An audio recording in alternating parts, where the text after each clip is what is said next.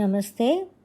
మనకి జబ్బు తీసుకురాగలిగిన ఒక వస్తువా షుగర్ అన్నది. షుగర్ తీసుకుంటే మనకి జబ్బు వస్తుంది అని ఉంది కదా. షుగర్ అనేది తీసుకునేటప్పుడు మనకి జబ్బు వస్తాయా అన్న దాని గురించి మా సిద్ధగురువు గారు ఇచ్చిన ఒక చిన్న టాపిక్ అన్నమాట ఇది. షుగర్కి జబ్బుకి సంబంధం లేదు, షుగర్ జబ్బుకి సంబంధం లేదు అన్నది. జనరల్గా ఏంటంటే పాతకాలంలో నుంచి నాకు తెలిసి కూడా నేను చూస్తున్నాను, పిల్లలు పుట్టంగానే ఫస్ట్ పోసేది ఏంటంటే షుగర్ నీళ్ళు ఒక స్పూన్ పోస్తారు. ఫస్ట్ ఆఫ్ ఆల్ అంటే ఒక హ్యాపీనెస్కి కోసం మనం వాడే ఒక వస్తువే షుగర్ అన్నదన్నమాట. ఎప్పుడు మనం హ్యాపీగా ఉన్నా షుగర్ అనేది చాలా బాగా పనిచేస్తాయి. హ్యాపీనెస్ లేకుండా ఉన్నప్పుడు మాత్రమే మనకి పని చేయదు ఇది. ఇప్పుడు పాలు చూడండి, ఇది తొందరగా డైజెస్ట్ కాదు పాలు, కాబట్టి దానిలో షుగర్ వేసుకొని తీసుకుంటాం. అలాగే కాఫీలో, టీలో అన్నిట్లో కూడా మనం షుగర్ వేసుకొని తీసుకునే కాన్సెప్ట్ ఇదనమాట. తొందరగా డైజెస్ట్ కాని వాటిల్లో మనం షుగర్ వాడతాం. ఇప్పుడు ఒక స్ట్రెస్ ఉందనుకోండి, మానసిక బాధ ఉందనుకోండి, షుగర్ వచ్చి బాడీలో తీసుకోదు, అది అబ్జార్ప్షన్ అనేది జరగదు. ఇప్పుడు జనరల్గా కీపీ అంటారు, అంటే క్రీస్తు తర్వాత అప్పుడు 300 years పైగానే షుగర్ అనేది మనకి తెలిసి వచ్చింది. ఈ షుగర్ని కూడా అంతకుముందు మనకి ఏం చెప్పేవాడంటే దీన్ని నీ రిలీవ్, అంటే ఓన్లీ వాటర్ వెళ్ళిపోతుంది ఎక్కువగా అంటారనమాట. తమిళ్లో దీనికి పేరు నీ రిలీవ్ అంటారు. డయాబెటీస్ని దీనికి ఇంకొక పేరు అది నీ రిలీవ్ అన్నది. అంటే వాటర్ ఎక్కువగా వెళ్తుంది, యూరిన్ ఎక్కువగా వెళ్తాం కదా, దానివల్ల ఆ పేరు ఉందన్నమాట. దానికి యాప్ట్ నేమ్ వచ్చి నీ రిలీవ్ అంటారనమాట. ఇప్పుడు షుగర్ అనే దాన్ని కిపి 500 తర్వాతే, క్రీస్తు తర్వాత 500 years తర్వాతనే కనిపెట్టారు. అంటే బాడీలో ఈ షుగర్ అనేది తీసుకోకుండా, అబ్జార్ప్షన్ జరగకుండా యూరిన్ ద్వారా వెళ్ళిపోతుంది అన్నది. అప్పుడు మనకి ఈ షుగర్ అనేది బయటకు వచ్చేస్తున్నప్పుడు, యూరిన్ వెళ్ళినప్పుడు, అంటే ఆ కాలంలో అంత బాత్రూమ్స్ అవి లేవు కదా, బయటనే కదా వెళ్ళినప్పుడు చీమలు ఎక్కువ వచ్చేస్తాయట. యూరిన్ వెళ్ళిన వాళ్ళు ఈ షుగర్ అబ్జార్ప్షన్ లేకుండా బయటకు వచ్చేస్తుంది కదా, వాళ్ళు వెళ్ళిన చోట్ల షుగర్ బయటకు వచ్చేసిన చోట్ల చీమలు ఎక్కువ వస్తాయట. దాన్ని బట్టి ఆ పేరు నీరిడివి అని చెప్పారనమాట. అంటే షుగర్గానే ఉంది, అది డైజెషన్ అవ్వలేదు అన్నదే ఇక్కడ కాన్సెప్ట్ అనమాట.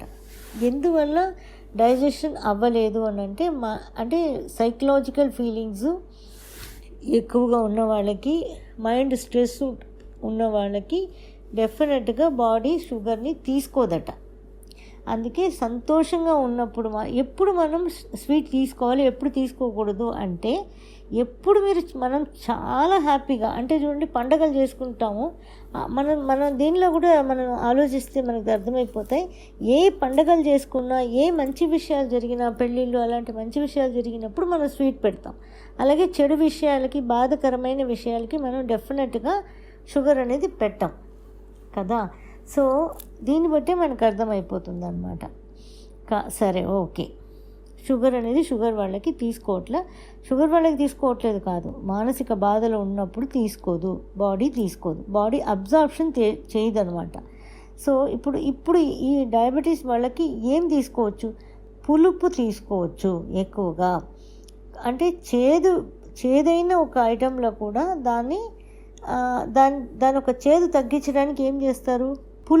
పులుపే యాడ్ చేస్తారు. కాకరకాయలో చూడండి చింతపండు యాడ్ చేస్తుంటారు చేదు తగ్గడం కోసం. అలాగే ఫీవర్ వచ్చినప్పుడు రసమన్నం తినమంటారు. పులుపు వెళితే ఆ చేదుని తగ్గించి ఆ బాధని కూడా తగ్గిస్తుందట. పులుపు వెళ్ళినప్పుడు చేదుని తగ్గించి బాధని కూడా తగ్గిస్తుంది, మానసిక బాధని కూడా తగ్గిస్తుంది అంటారు. అప్పుడు డయాబెటీస్ ఉన్నవాళ్ళు స్వీట్ ఏదైనా తినడానికి ముందుగా మనం పులుపు తింటేనే అది బాడీకి పులుపు అబ్జార్ప్షన్ అయిన తర్వాతనే మనకి షుగర్ అనేది అబ్జార్బ్ అవుతుంది అన్నది ఒక కాన్సెప్ట్ అనమాట. డయాబెటీస్ పేషెంట్స్కి ఏది మంచి ఫుడ్ అంటే పులుపు సంబంధించిన ఫుడ్ అనమాట. అంటే నైట్ అన్నంలో నీళ్లు పోసి పెట్టేసిన అది గంజిలాగా తాగడం, అండ్ మజ్జిగ, పొద్దున లేవగానే మజ్జిగ తాగడం, అండ్ మెంతు వాటర్ కూడా నానబెట్టేస్తాం కదా, నానబెట్టేస్తే అది ఫర్మెంట్ అవుతుందట. ఫెర్మెంట్ అయినప్పుడు అది పులుపు టేస్ట్ వస్తుందట, చేదే మెంతులు కానీ ఆ వాటర్ వచ్చి పులుపు టేస్ట్ వస్తుంది అంటారనమాట. సో ఫెర్మెంట్ అయిన ఏదైనా కూడా మనకి తీసుకోవచ్చు. పెరుగు చూడండి, డయాబెటీస్ వాళ్ళకి పెరుగు మంచిది కాదు, మజ్జిగ మంచిది. ఎందుకంటే పెరుగు వచ్చి పులువ లేకపోతే అది మంచిది కాదు.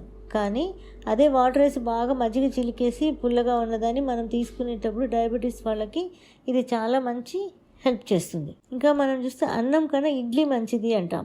ఎందుకంటే ఇడ్లీ పిండి పులుస్తుంది కాబట్టి డెఫినెట్గా ఇడ్లీ మంచిది అని చెప్తాం అనమాట. పులుసిన ఏ ఐటమ్ అన్నా మనకి మంచిది.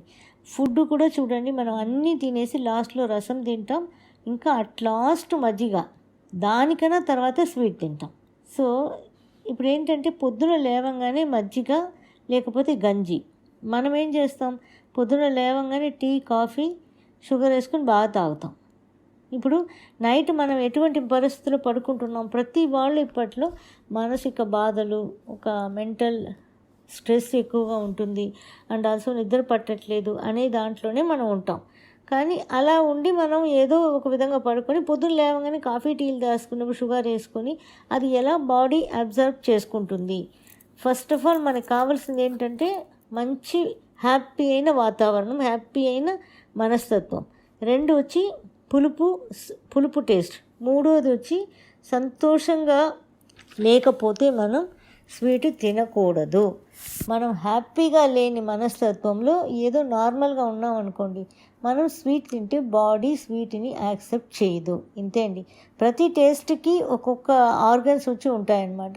ఇప్పుడు ప్యాంక్రియాస్ అనేది మనకి బాధల్లో ఉన్నప్పుడు, మనం ఏదో మానసిక ఒత్తిడిలో ఉన్నప్పుడు మన బాడీలో అవి షుగర్ అనేది యాక్సెప్ట్ చేయదు. ఓకేనా? సంతోషంగా ఉంటే మాత్రమే యాక్సెప్ట్ చేస్తుంది. అప్పుడు షుగర్, కాఫీ డెఫినెట్గా తీసుకోవచ్చు. ఇప్పుడు జనరల్గా పులుపు తీసుకునేటప్పుడు ఏమవుతుంది, లివర్ అనేది మంచిగా పని చేయడం మొదలు పెడుతుంది. ఇప్పుడు మనకి కోపం, భయం అన్నీ తగ్గుతుంది. అప్పుడు కోపం, భయం, ఈ టెన్షన్, స్ట్రెస్ ఇవన్నీ తగ్గడం మొదలు పెడితే ఆ పులుపు అనేది కూడా మనం ఏమేమి తీసుకోవచ్చు, మామిడికాయ పులుపు, నిమ్మకాయ వాటర్ తాగొచ్చు, మళ్ళీ వచ్చి ఉసిరికాయ, ఇలాంటి పులుపులు మనం తీసుకోవచ్చు. చింతపండు అంటే 3 ఏళ్లకు పాతబడిన చింతపండే మనకి మంచిది, లేకపోతే అది మంచిది చేయదు పులుపులో కూడా మళ్ళీ. సో ఇప్పుడు మనం ఇలా తీసుకున్న తర్వాత, పులుపు ఐటెం తీసుకున్న తర్వాత మనం స్వీట్ తీసుకుంటే మనకి ఈ కోపం, భయం ఇవన్నీ తగ్గించి మన బాడీ వచ్చి షుగర్ని యాక్సెప్ట్ చేసుకుంటుంది. అంటే దీనిలో మా సిద్ధగురు గారు చెప్పింది ఏంటంటే, షుగర్ తినకూడదు అన్న రూల్ లేదు. ఎవరైనా కానీ ఎప్పుడు హ్యాపీగా ఉన్నారో, మానసికంగా చాలా సంతోషంగా ఉండగలిగిన రోజున మీరు స్వీట్ తీసుకుంటే బాడీ యాక్సెప్ట్ చేసుకుంటుంది. కానీ దానికైనా ముందు పులుపు తిన్న తర్వాత స్వీట్ తినండి, అది మీ బాడీ మంచిగా అబ్జర్ప్షన్ అవుతుంది అని చెప్పారనమాట. ఇది మేమంతా ఫాలో చేస్తాము అందరూ కూడా. డయాబెటిక్ వాళ్ళకి మాత్రమే కాదు, జనరల్లీ అందరికీ కూడా ఇది యూస్ఫుల్ అయిన టిప్ కాబట్టి మీతో నేను ఇవాళ ఇది షేర్ చేసుకుంటున్నాను. Thank you for watching. ఈ వీడియో కనుక మీకు నచ్చినట్టయితే లైక్ చేయండి, షేర్ చేయండి, కమెంట్ చేయండి, సబ్స్క్రైబ్ చేయండి అండ్ బెల్ ఐకాన్ ప్రెస్ చేసుకోండి, so that you don't miss any of our videos.